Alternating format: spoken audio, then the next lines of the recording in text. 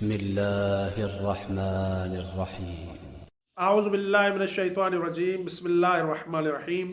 اللہم صلی علی محمد و آل محمد۔ مومنین کرام، 25 رجب المرجب کا دن تمام موالیان حیدر کرار شیعان اہل بیت علیہ السلام کے لیے بہت غم و اندوہ کا دن ہے۔ 25 رجب المرجب کے دن ہمارے ساتویں امام موسیٰ کاظم علیہ السلام کی شہادت واقع ہوئی۔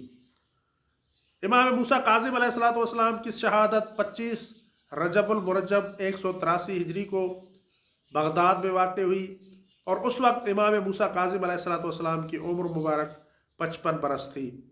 ظالموں نے امام موسیٰ کاظم علیہ السلام کو شہید کیا، اس لیے مومنین کو چاہیے کہ 25 رجب المرجب کے دن مجالس عزا کا اہتمام کرے، عزاداری کا اہتمام کرے۔ یہ امام موسیٰ کاظم علیہ السلام کی شہادت کا دن ہے۔ مومنین کرام، آپ سے گزارش ہے کہ آپ ہمارے اس چھوٹے سے یوٹیوب چینل کو سبسکرائب کریں اور اپنے دوست و احباب تک بھی پہنچائیں، تاکہ ہماری یہ اسلامی ویڈیوز تمام مومنین تک پہنچ سکے۔